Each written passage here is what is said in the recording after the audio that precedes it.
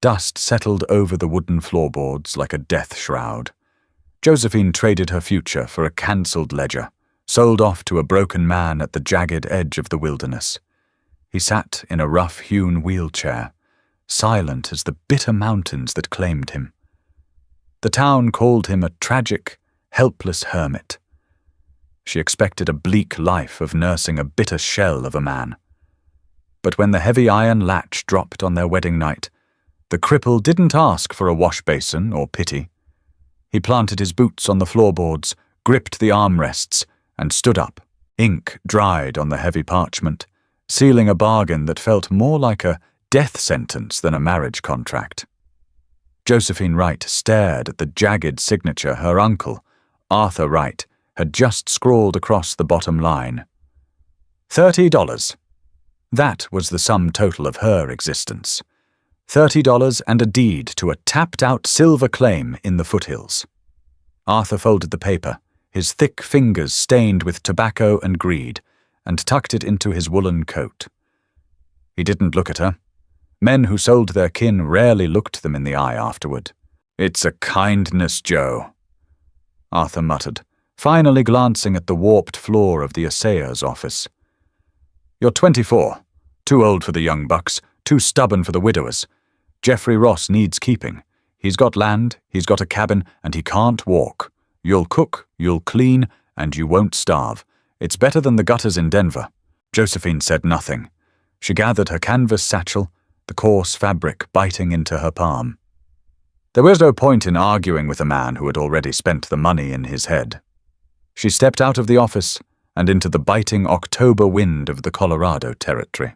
The ride up the mountain took 4 agonizing hours. Arthur hired a man named Calloway to drive the buckboard wagon, tossing him a silver coin to haul his niece and her meager belongings up the treacherous switchbacks. Pine branches scraped the sides of the wagon, groaning like dying men in the fading afternoon light. The air grew thinner, sharper. It smelled of crushed needles, damp earth, and impending frost. Josephine sat rigid on the wooden bench, her wool shawl pulled tight around her shoulders. She was a woman built of hard angles and quiet endurance. Life had stripped the romanticism from her bones long ago. She didn't dream of a white lace dress or a man sweeping her off her feet. She just wanted a roof that didn't leak and a door with a lock. Now she was headed to a ridge far above the tree line, delivered like a sack of winter flour to a man who had been crushed by a logging cart 2 years prior. The town spoke of Jeffrey Ross in hushed, pitying tones. A mountain of a man felled by timber, paralyzed from the waist down. They said. A brooding phantom who only came down the mountain twice a year in a specially rigged wagon to trade furs for coffee and salt. Calloway pulled back on the leather reins. Whoa there. The wagon halted in a small, violently cleared patch of land. Stumps littered the perimeter like rotten teeth.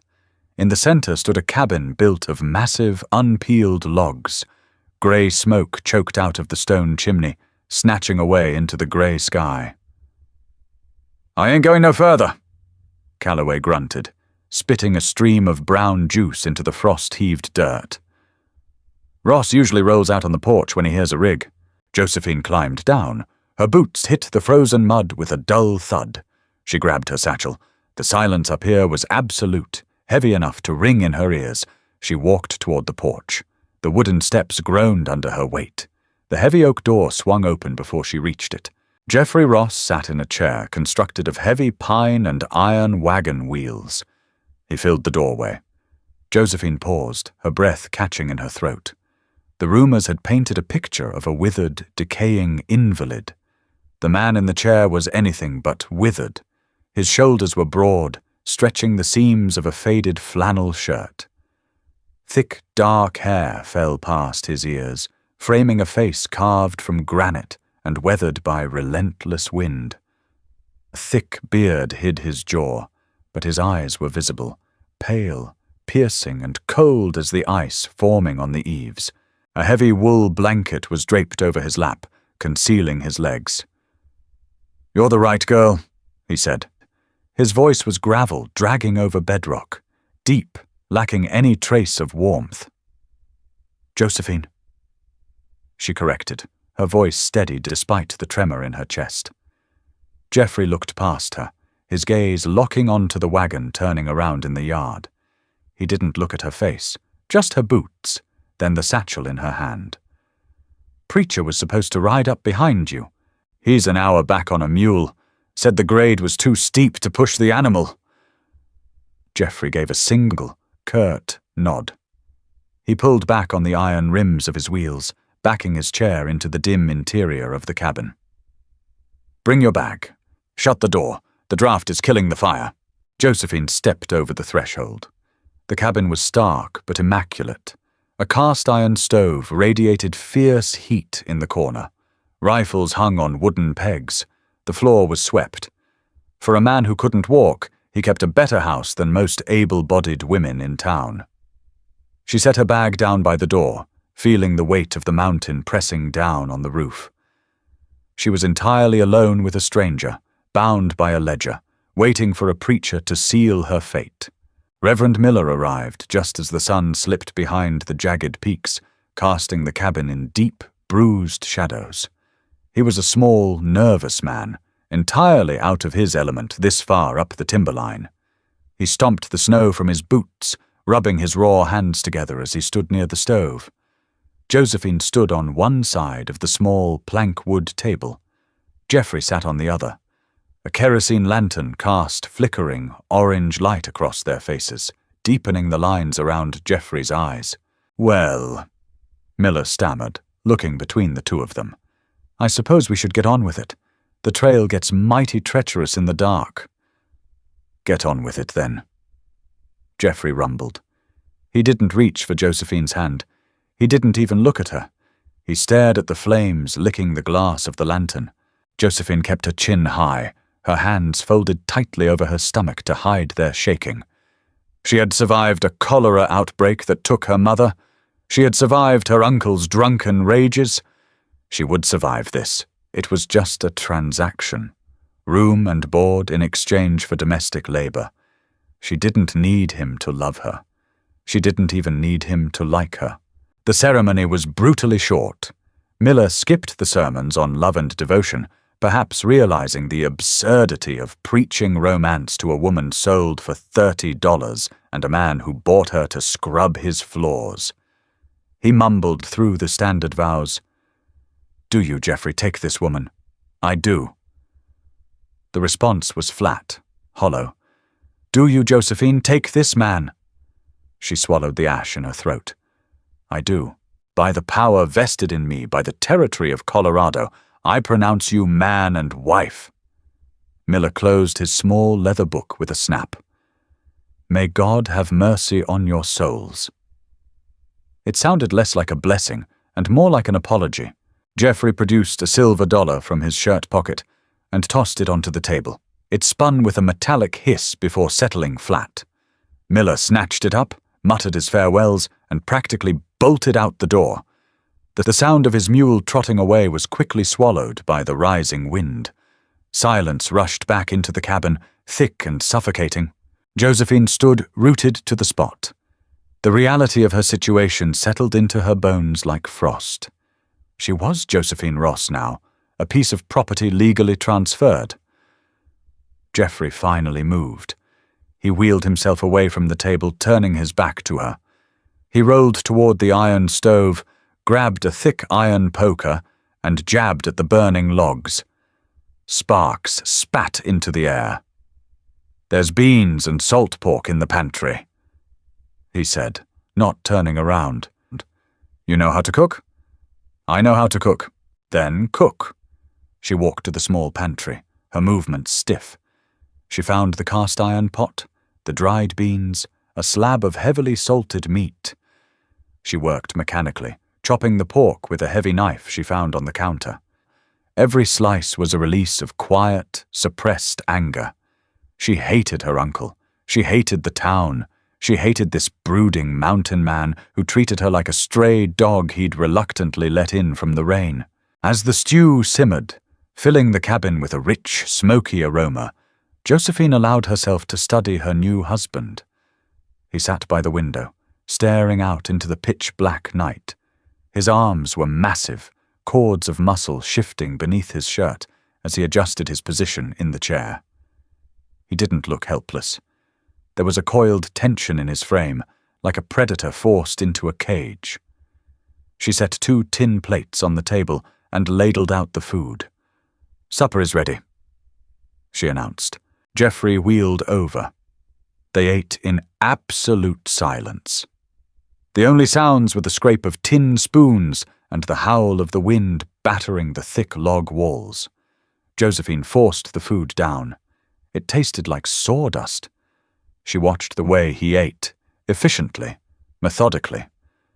When he finished, he pushed his plate away. "Water pump is out back. Don't go out without a lantern. Wolves are getting bold this time of year." She nodded, gathering the plates. "Where do I sleep?" It was the question she had been dreading. The cabin was basically one large room. There was a small alcove tucked behind a hanging quilt, where a large bed frame stood. That was his bed. There was a narrow cot near the stove. "You'll take the bed," Geoffrey said. Josephine paused, the tin plates clattering slightly in her hands. "And you?" "I sleep in the chair." "You can't sleep in a wooden chair." His pale eyes snapped up, meeting hers for the first time since she arrived. The intensity in them made her take a half step back.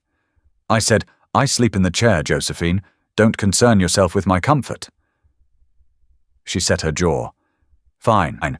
Break your back for all I care." She washed the dishes in a basin, her anger keeping the fear at bay. When the chores were done, the night stretched out before her. The fire died down to glowing embers, casting long, distorted shadows against the walls. It was time for the wedding night, the inevitable reality of being a wife. The wind screamed down the chimney, a lonely, violent sound that made the cabin feel entirely unmoored from the rest of the world. Josephine stood near the dying fire, unbuttoning the high collar of her dress with stiff, freezing fingers. She had no illusions about what marriage meant. Duty was duty, even to a man in a chair. She slipped behind the heavy, patched quilt that separated the bed alcove from the main room. She stripped down to her thin cotton chemise, shivering violently in the biting cold. The bed was large, covered in thick bear pelts and wool blankets. She climbed in, pulling the heavy furs up to her chin. They smelled of wood smoke and a clean, sharp, masculine scent. Through a gap in the hanging quilt, she could see Geoffrey. He was still sitting by the window, a dark silhouette against the frosted glass. A rifle rested across his lap now. An hour passed. The cold seeped into Josephine's joints despite the heavy pelts. She lay awake, staring at the wooden beams overhead, listening to the creak of the cabin. She was waiting for him to call for her, waiting for the awkward, clumsy attempt at asserting his marital rights. She braced herself for the weight of him, for the humiliation of having to assist a paralyzed man in taking what he had bought. But Geoffrey didn't move. He sat as still as a carved totem. "Are you going to sit there all night?" Josephine called out, her voice slicing through the quiet. The tension was worse than the act itself. She just wanted it over with. "I am," came his gruff reply.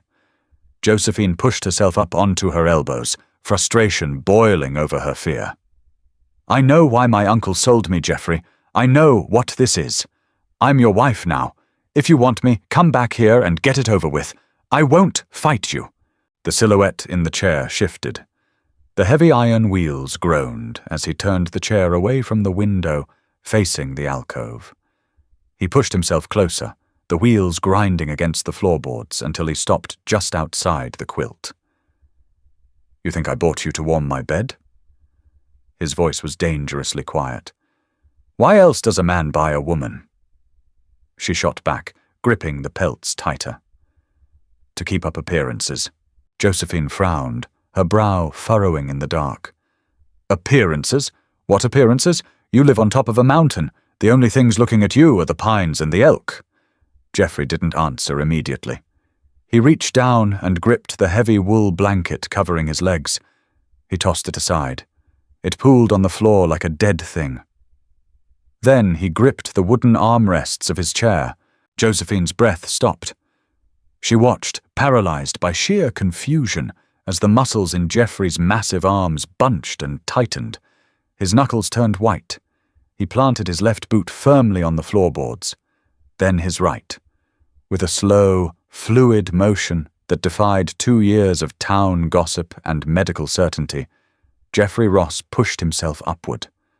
The chair creaked in protest as the weight left it. He stood. He didn't waver.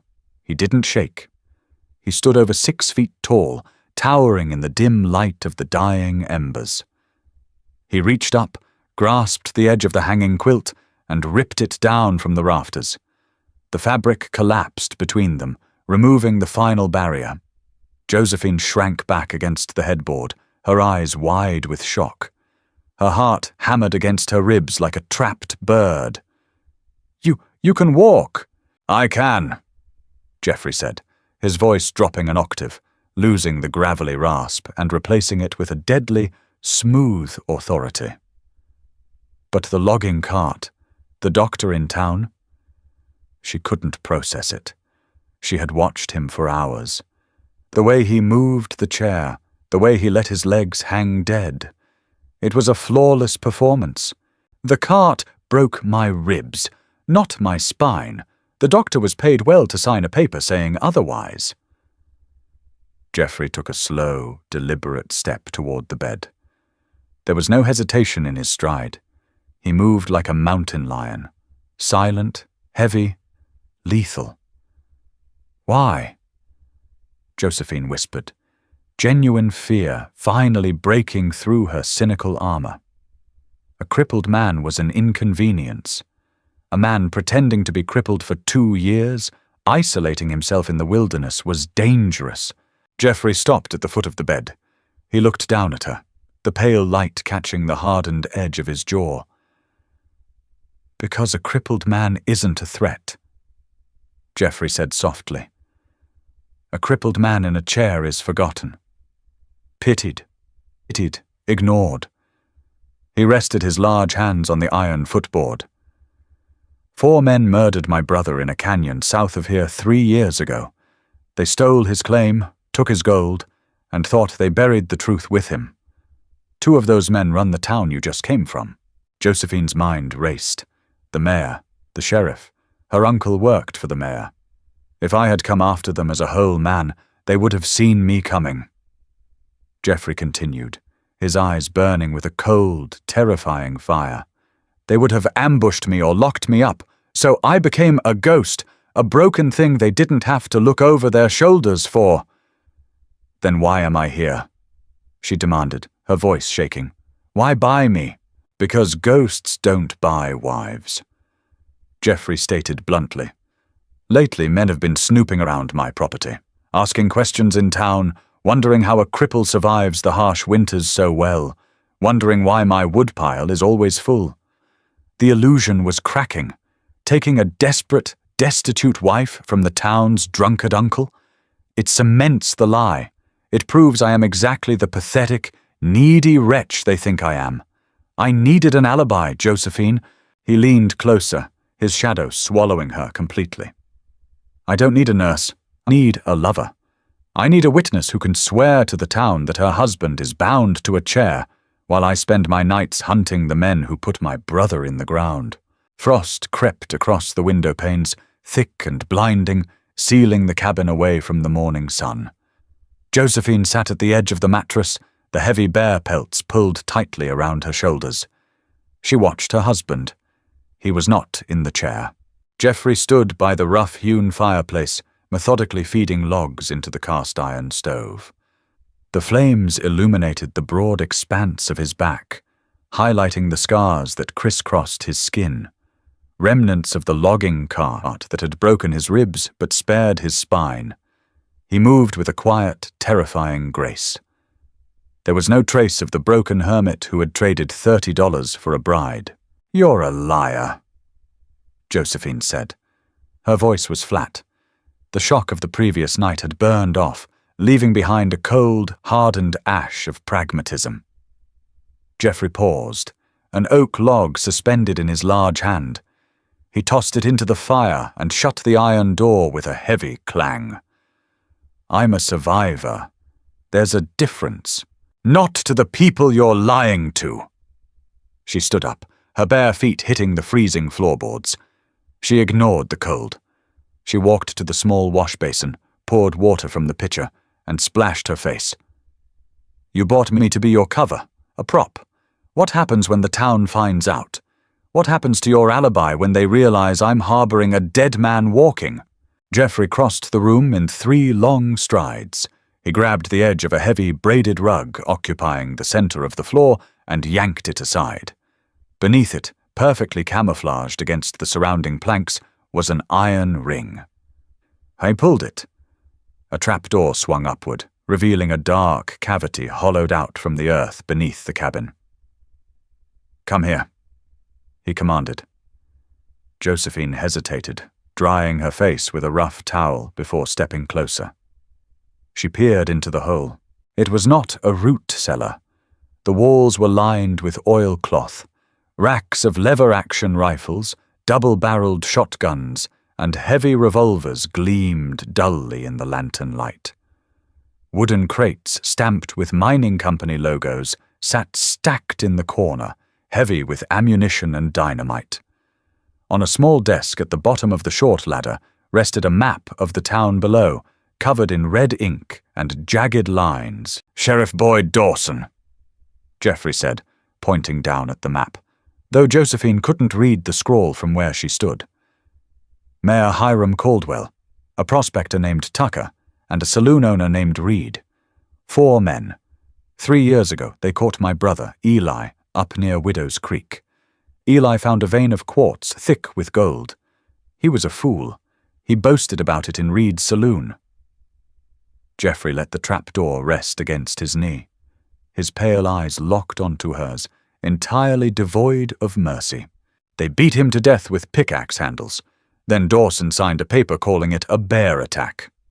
Caldwell filed the deed to the claim the very next morning.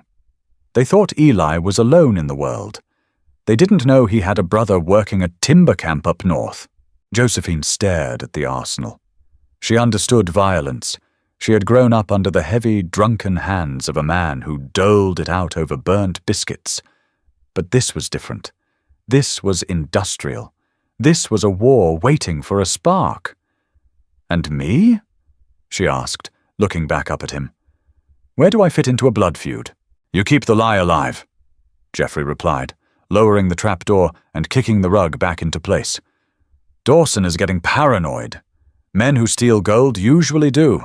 He sent a deputy up here last month to check on me. Saw me in the chair, saw a pathetic wretch, and reported back that I was harmless.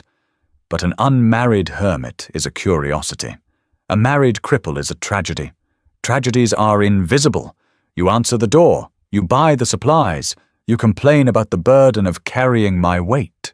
He stepped closer, his physical presence overwhelming in the small space. In return, he said softly, you never go back to your uncle. You never scrub a saloon floor.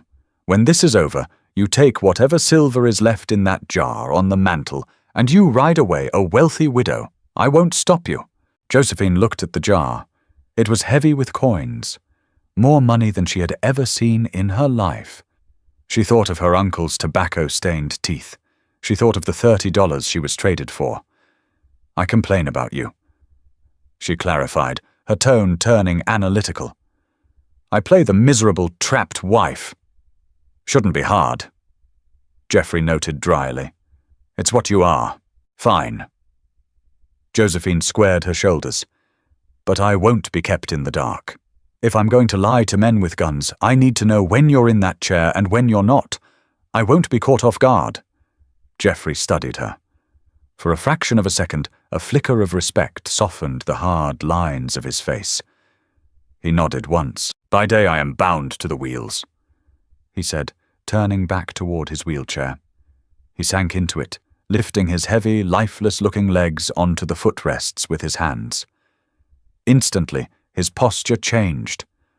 The predator vanished, replaced by a slumping, defeated man. It was a terrifying transformation. By night, I hunt. November arrived with a brutal, howling storm that dumped 2 feet of snow across the ridge, isolating the cabin completely. For 3 weeks, Josephine and Jeffrey lived in a strange, choreographed dance. During daylight hours, Jeffrey rarely left the chair. He chopped wood on the porch from a seated position, his massive arms swinging the axe with terrifying precision. Josephine cooked, cleaned, and watched him. They barely spoke. The silence between them was not comfortable, but it wasn't hostile either. It was the silence of 2 soldiers sharing a trench, bound by a mutual, unspoken enemy. Then came the night the sky cleared. The moon hung bloated and silver over the pines. Josephine woke to the sound of leather creaking. She sat up in the bed. Jeffrey was fully dressed in dark wool and canvas. He was strapping a leather gun belt around his waist, checking the cylinder of a heavy Colt revolver.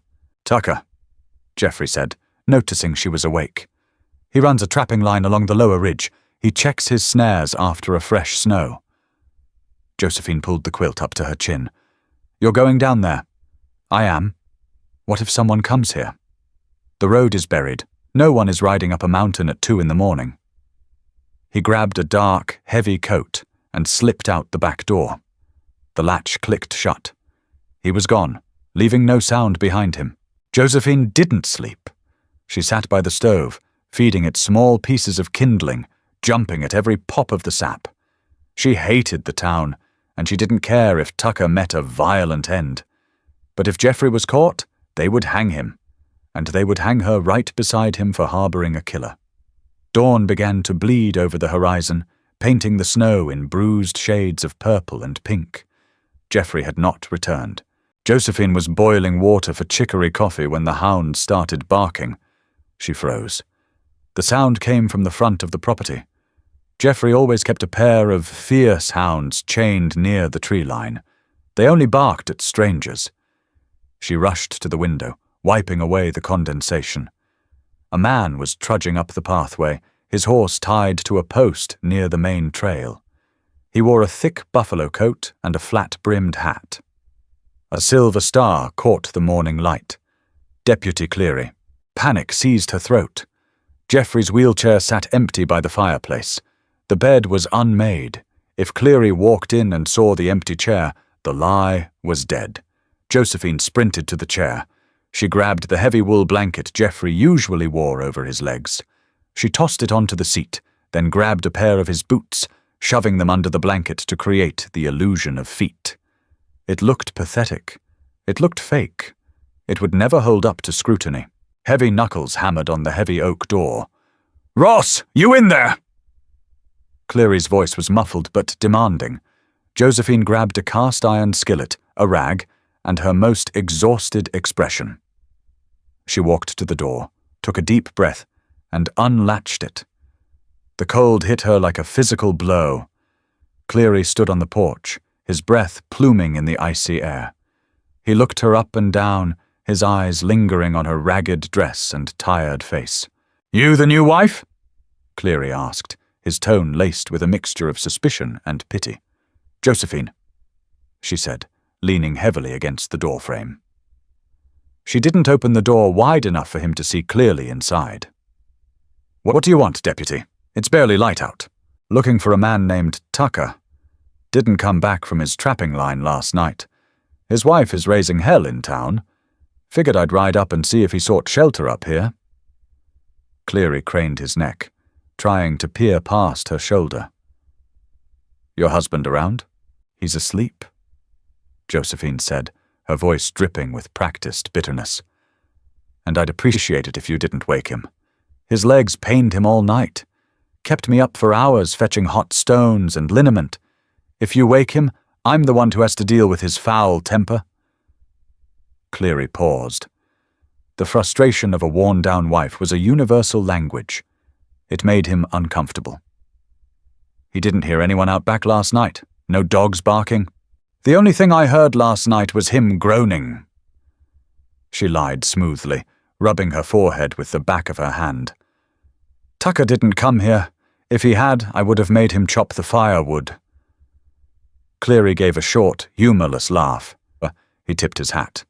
All right, Mrs. Ross. Sorry to disturb your morning. Tell Geoffrey I came by.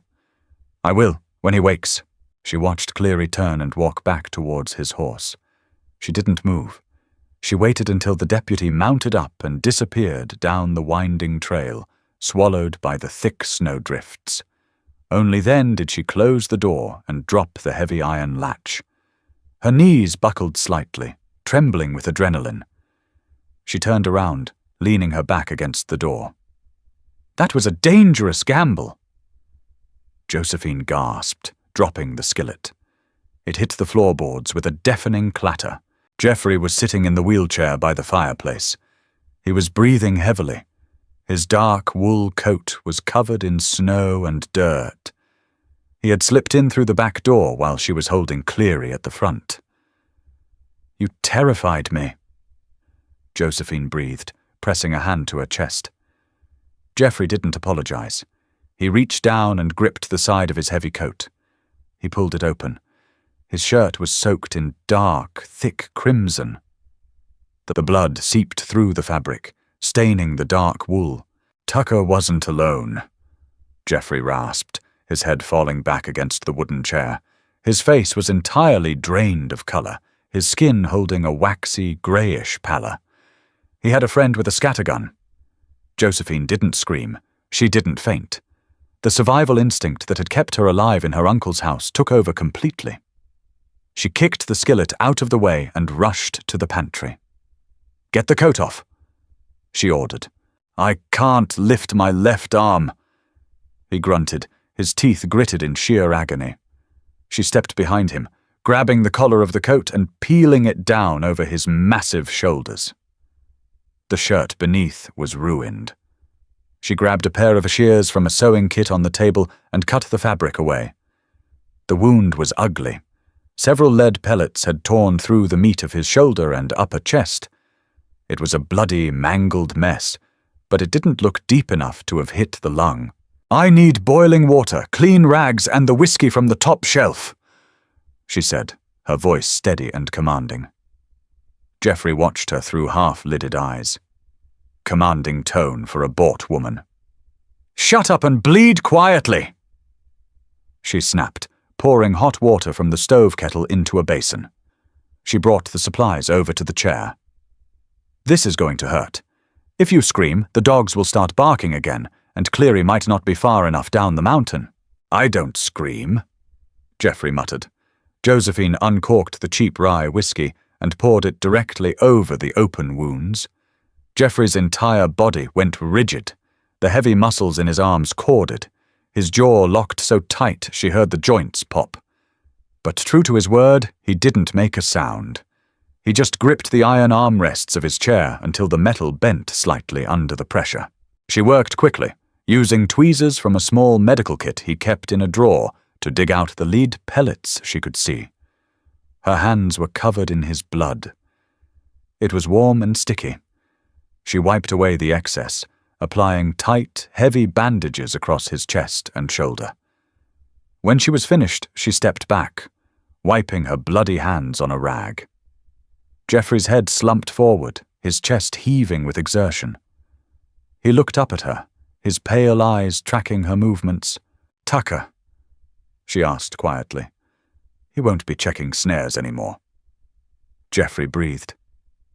Josephine stared at him. He was a killer. He was exactly the kind of violent, ruthless man her mother had warned her about. Yet, as she looked at the blood on her hands, she didn't feel repulsed. She felt a strange, terrifying sense of belonging. She had lied to the law to protect him. She had stitched his wounds. She was no longer just an alibi. She was an accomplice. 3 left, Josephine said, her voice barely a whisper in the quiet cabin. Geoffrey looked at her, reading the shift in her posture, the cold acceptance in her eyes. He nodded slowly. 3 left. Fever took him on the 3rd day. Geoffrey's massive frame shuddered beneath the heavy bear pelts, slick with a cold sweat that smelled of copper and infection. The buckshot had dragged bits of unwashed wool deep into the muscle. Josephine spent 72 hours fighting a war against the rot. She boiled water until the windows wept with condensation. She applied poultices of crushed pine needles and yarrow root, pressing them into his torn flesh while he ground his teeth in the dark. She didn't sleep. She sat in the wooden chair beside the bed, a loaded shotgun resting across her knees, feeding the stove and changing his bandages. When the fever finally broke on a bleak, grey Tuesday, Geoffrey opened his eyes. They were sunken, ringed with dark exhaustion, but the glassy sheen of delirium was gone. He looked at the shotgun on her lap. Then he looked at her face, pale and drawn from exhaustion. "You didn't run," he rasped. His throat was dry as old parchment. "I told you," Josephine said, pouring water into a tin cup and holding it to his cracked lips. "I'm not going back to the gutters, and if you die, the town takes this land. I'm protecting my investment." Geoffrey drank the water greedily. A faint, humorless smile touched the corners of his mouth. Pragmatic. Surviving. Recovery was slow, agonizing work. For a month, Geoffrey could not stand. The ruse of the crippled mountain man became a bitter reality. Josephine took over the heavy labor. She hauled water from the frozen pump, breaking the ice with a heavy iron spud. She split kindling, her hands blistering and callousing beneath her thin wool mittens. Geoffrey watched her from the window. He never offered apologies for the work. He only offered instruction, how to angle the axe, how to read the clouds for a coming blizzard. A quiet, undeniable shift occurred in the cramped cabin. The hostility faded, replaced by a gritty, synchronized rhythm. They were two outcasts, bound by a secret written in lead and scar tissue. By late January, Geoffrey's strength returned. The wounds scarred over, thick and white against his tanned skin. He began to pace the cabin at night, his heavy boots measuring the floorboards. The phantom was restless. "Wallace Reed," Geoffrey said one evening, sharpening a hunting knife on a whetstone. The rhythmic shuk-shuk filled the room. "He runs the Copperhead Saloon. He never leaves town. He sleeps in a room above the bar. His men are always around him." Josephine set aside the shirt she was mending. "You can't walk into a crowded saloon." "I don't intend to, but I need to know when he's vulnerable, when he's alone." He paused, testing the blade against his thumb. "We need supplies, flour, salt, coffee. The pantry is bare." Josephine understood. The crippled man could not make the trip. The dutiful, exhausted wife would have to go in his stead. She drove the buckboard wagon down the mountain 2 days later. The trail was a treacherous ribbon of packed snow and ice. She wore her oldest, most threadbare coat. She left her hair unpinned, letting the wind tangle it into a wild, unkempt mess. When she rolled into the muddy, snow-slushed main street of the town, she looked exactly like a woman broken by a hard life. She hitched the horses outside the mercantile. Eyes watched her from the boardwalks. Men whispered. They knew whose wife she was. Inside, she ordered her supplies, carefully counting out the coins from her worn leather purse. She complained loudly to the clerk about Geoffrey's foul temper, his demanding nature, the sheer misery of hauling a grown man out of bed to bathe him. The clerk nodded sympathetically, tossing an extra stick of peppermint candy into her canvas sack. "You look parched, Mrs. Ross," the clerk noted. "You can get a hot cider over at Reed's place. He keeps a pot on the stove for the ladies." Josephine took the bait. She walked across the frozen mud to the Copperhead Saloon. The air inside was thick with stale beer and cigar smoke. Wallace Reed was a portly man with pomaded hair and a nervous twitch in his left eye. He was polishing glasses behind the mahogany bar. Josephine ordered a cider, keeping her head down.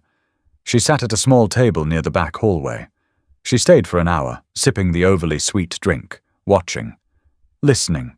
Reed was a creature of habit. The saloon girls complained to a patron that Reed always kicked everyone out of the back office on Thursday nights. "Locks the door tight," one girl grumbled, adjusting her corset. "Sits in there with his ledger and a bottle of rye until 3 in the morning, counting every red cent. Treats us like thieves." Thursday night. The back office. Josephine drove the wagon back up the mountain. The cold bit into her bones, but her mind was entirely focused. She was delivering a man's death warrant, and she felt no guilt, only a grim, terrifying purpose. She relayed the information to Geoffrey as they unloaded the flour sacks. He listened in silence, his pale eyes hardening into chips of ice. Thursday arrived with a heavy snowfall. Geoffrey left the cabin at dusk, wrapped in white canvas to blend with the drifts. Josephine didn't wait up. She didn't pace. She banked the fire, climbed into the heavy bed, and closed her eyes. Trust had replaced her fear. She awoke at dawn. Geoffrey was sitting in his wheelchair by the stove, nursing a tin cup of coffee. His white canvas coat hung on a peg, dripping snow onto the floor. There was no blood this time. "It's done," he said quietly as she emerged from behind the curtain. "Did he see you?" "He saw a dead man." Geoffrey set the cup down. "He tried to offer me money. All the gold in his safe. I left it on his desk. Let the sheriff wonder why a man gets his throat cut and his fortune left behind." 2 left. Spring did not arrive with blooming flowers and gentle rain. It arrived with violence. The thaw turned the mountain into a treacherous, sliding nightmare of deep mud and rushing water. The isolation of winter broke, and with it, the quiet safety of the cabin. The town was gripped by a frantic, paranoid energy. Tucker was presumed dead in the wilderness. Wallace Reed had been found slumped over his ledger, his throat opened ear to ear, the safe wide open and untouched. Sheriff Boyd Dawson was tearing the town apart, looking for a drifter, a rival gang, anyone to blame. But Mayor Hiram Caldwell was a different breed of animal. Caldwell didn't believe in ghosts, and he didn't believe in coincidence. He had grown rich by being ruthless. He owned the silver claims, the lumber mill, and the bank. He knew that violence of this specific nature was targeted. And he knew exactly what sin he was paying for. Josephine was hanging wet laundry on a line strung between 2 massive pines when she heard the horses. The sound was heavy, churning the mud on the switchback trail. She dropped the wooden clothespins into her basket and ran to the porch. 4 riders were fighting their way up the steep grade. They wore heavy dusters, rifles slung across their saddles. At the front of the pack rode Mayor Caldwell, his face obscured by a wide-brimmed hat, his horse lathered and exhausted. She burst into the cabin. "Riders!" she breathed, slamming the heavy oak door and throwing the iron latch. 4 of them. Caldwell is leading. Geoffrey was at the table, cleaning his revolver. He didn't flinch. He calmly slid the oiled cylinder back into the frame and snapped it shut. He's panicked. Dawson is hunting shadows, but Caldwell is trying to tie up loose ends. "Why come here?" Josephine asked, her heart hammering against her ribs. "Because I'm Eli's brother.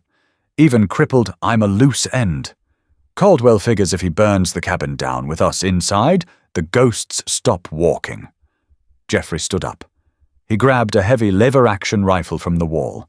He tossed a smaller, double-barreled shotgun to Josephine. She caught it, the heavy walnut stock cold against her palms. "Get in the root cellar," Geoffrey ordered, moving toward the trap door hidden beneath the rug. "No." Josephine stood her ground, breaking open the shotgun to check the shells. "If they burn the cabin, the cellar becomes an oven. I'm staying up here." Geoffrey looked at her.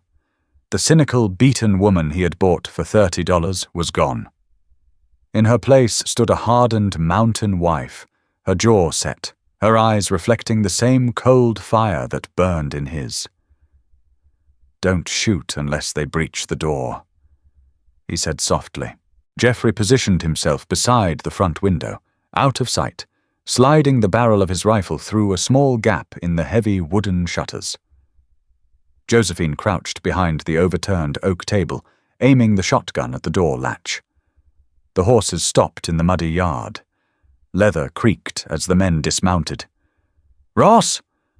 Caldwell's voice was reedy, tight with anxiety. "Open the door, Geoffrey. We have town business to discuss." Geoffrey remained silent. "I know you're in there, you crippled bastard. The chimney is smoking." Caldwell's boots squelched in their mud. "I'm foreclosing on this property. The bank claims this land. You and your wife have 10 minutes to roll that chair out here before my boys start breaking glass. He wants us outside so they can shoot us in the mud," Geoffrey whispered to Josephine. He raised his voice, adopting the rough, strained cadence of the broken hermit. "I got a deed, Caldwell, signed and stamped. You got no right." I am the right," Caldwell shouted. He gestured to 2 of his hired guns. "Kick the door in. Drag them out." Heavy boots stomped onto the porch. Josephine tightened her grip on the shotgun. Her finger curled around the trigger. Smash. A heavy boot hit the oak door. The iron latch groaned but held. "Again!" a man grunted. Smash. Wood splintered. Geoffrey didn't wait for the 3rd kick. He stepped in front of the window, leveled his rifle, and fired through the heavy wooden shutter. The roar of the gun was deafening in the confined space. A scream erupted from the porch. A heavy body hit the floorboards, thrashing wildly. Chaos erupted. Rifles barked from the yard, the bullets tearing through the cabin walls. Wood showered down on Josephine as she ducked behind the thick table. Geoffrey moved with terrifying speed. He wasn't a crippled man in a chair. He was a force of nature. He ducked, levered another round, shifted to a new firing angle, and fired through the gaps in the logs. Another man went down in the mud, clutching his leg. "He's not in the chair!" Caldwell shrieked from behind the safety of a massive pine stump. "The bastard is standing!" "I'm more than standing, Hiram." Geoffrey's deep voice boomed over the gunfire. He kicked the shattered remnants of the front door open and stepped out onto the porch. He didn't take cover. He stood tall, the wind whipping his dark hair, his rifle leveled at the stump where Caldwell hid. He looked like the grim reaper carved from granite. The remaining hired gun panicked. He broke cover, scrambling for his horse. Geoffrey didn't even aim. He fired from the hip. The man's hat flew off, and he dove face first into the mud, scrambling blindly down the trail on foot, leaving his horse behind. Silence fell over the yard, broken only by the groans of the wounded man on the porch and the heavy breathing of the horses. Geoffrey walked slowly down the steps. His boots sank into the mud. He walked to the pine stump. Caldwell was huddled behind it, his fancy suit ruined, a silver-plated derringer trembling in his hand. Geoffrey kicked the small gun away. It splashed into a puddle. He reached down, grabbed Caldwell by the lapels of his expensive coat, and hauled him to his feet effortlessly. Caldwell dangled there, his face completely drained of blood. "You killed Eli," Geoffrey stated. It wasn't a question. "Dawson!" Caldwell sobbed, completely breaking. "It was Dawson's idea. He wanted the gold. I just filed the paperwork. Please, Ross, I have money. I have—" Geoffrey dropped him back into the mud. He didn't waste another bullet. He turned his rifle, gripped the barrel, and brought the heavy walnut stock down in a brutal, sweeping arc. Josephine stood in the doorway, lowering the shotgun. She watched the mayor fall limp. The rain began to drizzle, washing the mud from Geoffrey's boots. He turned and looked at her. "One left." Caldwell's body was dragged to the tree line, out of sight. The wounded hired gun had stopped moaning, succumbing to the cold and the hole in his chest. Geoffrey stood on the porch, his chest heaving, staring down the muddy trail where the last man had fled. That man was running to town. He was running to Sheriff Boyd Dawson. Geoffrey turned back to the cabin. Josephine was already inside, sweeping broken glass and splintered wood from the floorboards. She moved methodically, her face a mask of hardened resolve. "Dawson will know." Geoffrey said, stepping over the threshold. He leaned his rifle against the stone fireplace. He knows I can walk. He knows Caldwell is dead. The alibi is gone. Josephine stopped sweeping. She rested her hands on the handle of the broom. So, we wait for him to bring a posse? No. Geoffrey walked to the hidden trap door, pulling it open. A posse means 20 men with rifles surrounding this cabin at midnight. They'll burn the forest to smoke us out. We don't wait. I take the fight to him. He climbed down into the earth, emerging a moment later with a heavy canvas bandolier. He slung it over his broad shoulder. The brass cartridges clicked against each other, a heavy metallic death rattle.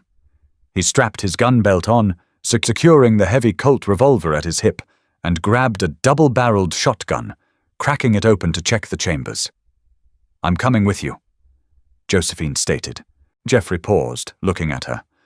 Dawson is a desperate animal backed into a corner. He has deputies. He has the law on his side, corrupt as it is. You walk down that mountain with me. You aren't a victim anymore, Joe. You're an outlaw's wife. If I fall, they will hang you just to make a point. They'll hang me anyway, she shot back, her voice remarkably steady. Caldwell came here to kill me, too. My uncle sold me for $30 to a man he thought was half dead. The town let him do it. I owe that town nothing. I owe you. Geoffrey stared at her. The silence stretched between them, thick and heavy. He saw the fire in her eyes, the sheer, unyielding grit that had kept her alive through poverty, through her uncle's fists, through the terrifying nights in this cabin. He didn't argue. He gave a single sharp nod. Get your coat. Load the spare revolver. They hitched the remaining horses to the buckboard wagon. The rain had stopped, leaving a bruised purple sky pressing down on the jagged peaks. The ride down the mountain was agonizingly slow. The wagon wheels slid and churned in the deep spring mud, threatening to tip them over the sheer drops of the switchbacks. They did not speak. Words belonged to people who had a future guaranteed. They only had the next hour. When the wagon finally rolled onto the main street of the town, the afternoon sun was slipping behind the ridge, casting long skeletal shadows across the muddy thoroughfare. The town was eerily quiet. The mercantile was shuttered tight. The saloon doors were closed. Word had spread. The crippled man was coming down the mountain, and he was walking. Geoffrey pulled back on the reins, bringing the wagon to a halt directly in front of the sheriff's office. He didn't wait for a greeting. He stood up in the wagon box, stepping down onto the wooden boardwalk. He didn't limp. He didn't stagger. He moved with the heavy, inevitable stride of a man, walking to his own execution and planning to take the executioner with him. Dawson! Geoffrey's voice echoed off the wooden facades, a deep, booming challenge that rattled the glass in the windows. The heavy door of the sheriff's office cracked open. Sheriff Boyd Dawson stepped out onto the porch. He was a tall man, lean as a whip, with cold, flat eyes and a silver star pinned crookedly to his vest. He didn't look like a man mourning his friends. He looked like a man annoyed by a problem that refused to stay buried. 3 deputies stepped out of the alleyways flanking the office, their rifles leveled at Geoffrey. Well, Dawson drawled, his hand resting casually on the butt of his pistol. The ghost of Widow's Creek. Heard you grew your legs back, Ross. Caldwell's boy came riding in here babbling about dead mayors and miracles. No miracles, Boyd, Geoffrey said, stepping off the boardwalk and into the mud. He left the shotgun in the wagon, keeping his hands empty, hovering near his sides. Just a man coming to collect a debt. Dawson spat into the dirt. You got no proof of nothing. Eli got tore up by a bear. I signed the paper myself. You come riding down here shooting up mayors and saloon keepers, you're nothing but a mad dog, and I put down mad dogs. Josephine sat rigid in the wagon box. She had the spare revolver hidden beneath the folds of her wool blanket. Her thumb rested on the heavy hammer. She watched the deputies. 2 on the left, 1 on the right. Young men. Scared, but loyal to the badge paying their wages.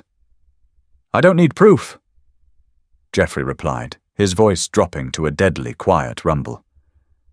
I need you to look me in the eye when you pay for what you did." "Take him," Dawson barked to his deputies. The street erupted. Gunfire shattered the quiet afternoon. Jeffrey moved faster than a man his size had any right to. He drew the Colt in a blur of dark steel, fanning the hammer before the deputies could fully shoulder their rifles. The deputy on the right took a bullet to the collarbone. The force spun him violently into the mud, his rifle discharging into the wooden awning above. Dawson drew and fired in the same breath. Lead tore through the sleeve of Jeffrey's heavy coat, grazing the thick muscle of his bicep. Jeffrey didn't flinch. He walked forward, completely ignoring the pain, firing twice more. The second deputy took a round to the gut and dropped to his knees, vomiting blood. The third deputy, a kid no older than 19, panicked. He threw his rifle down and scrambled backward over the boardwalk, disappearing into the narrow gap between the bank and the assayer's office. It was just Dawson and Jeffrey now. Dawson fired again, but his hand was shaking. The bullet shattered the water trough behind Jeffrey. Dawson realized with sudden, absolute clarity that the man walking toward him was not afraid to die. That made him unstoppable.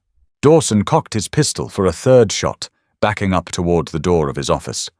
Josephine didn't hesitate. She threw the wool blanket aside, leveled the heavy revolver with both hands, and pulled the trigger. The recoil bruised her palm, the gun kicking violently upward. The bullet missed Dawson's center mass, but shattered the wooden doorframe inches from his head, showering him in sharp splinters. Dawson flinched, his eyes darting toward the wagon in shock. It was a fatal mistake. A half-second distraction. Jeffrey raised his Colt and fired his final round. The bullet struck Dawson square in the chest, right through the center of his silver star.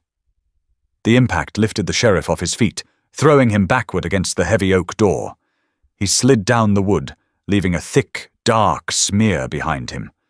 He hit the porch boards and didn't move. Silence slammed back down on the street, heavy and suffocating. The acrid smell of black powder hung in the damp air. Jeffrey stood in the mud, his chest heaving, his revolver smoking in his hand. He looked at Dawson's body. Then he looked at the wounded deputy groaning in the dirt. He didn't fire again.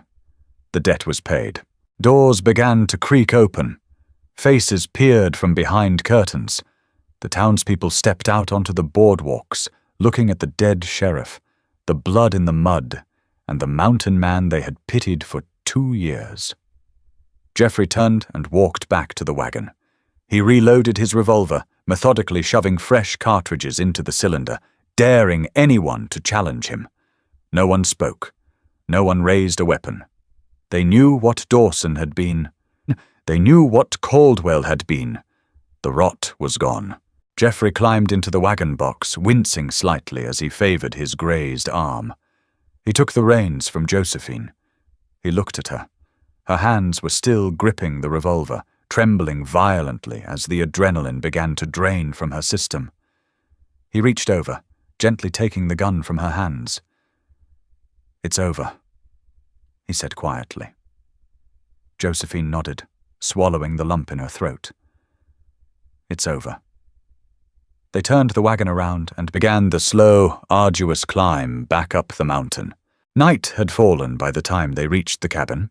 The temperature plummeted, turning the mud to frozen ruts. They unhitched the horses in silence.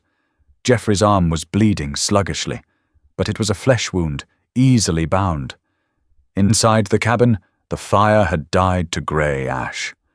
Jeffrey lit a kerosene lantern and built the fire back up.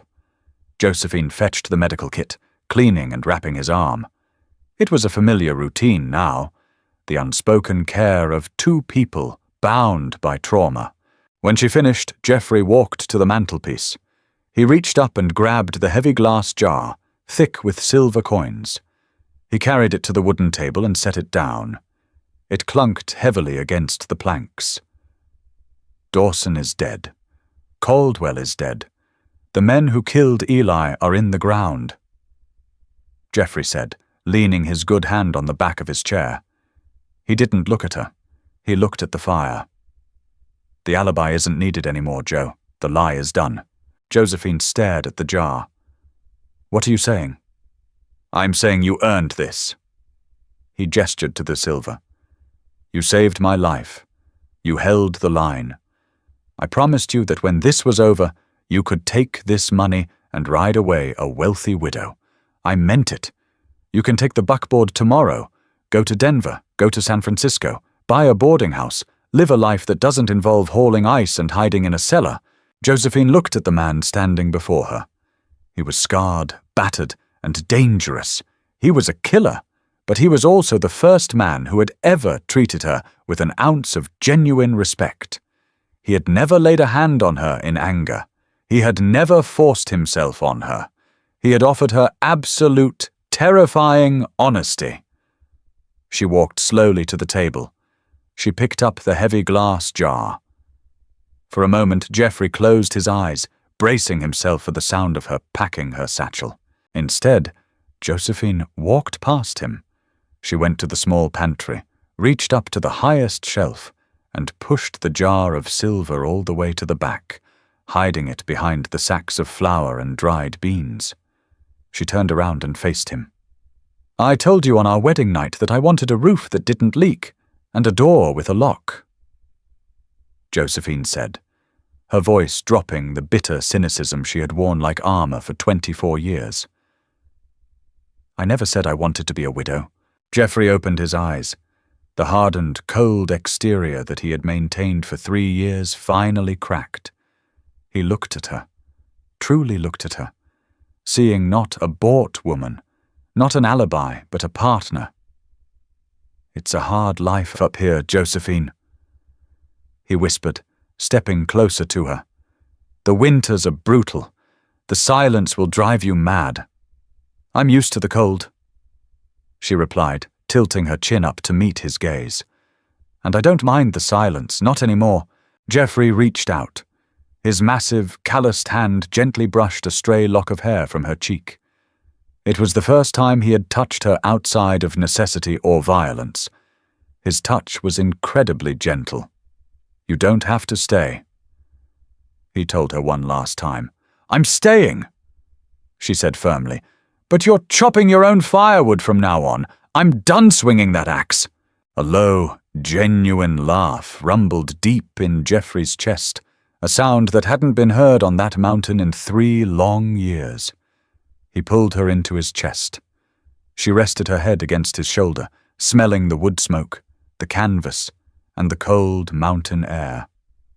They stood together as the wind howled outside, beating against the thick log walls. The cabin was battered, the floorboards were scarred with bullet holes, but the foundation held strong.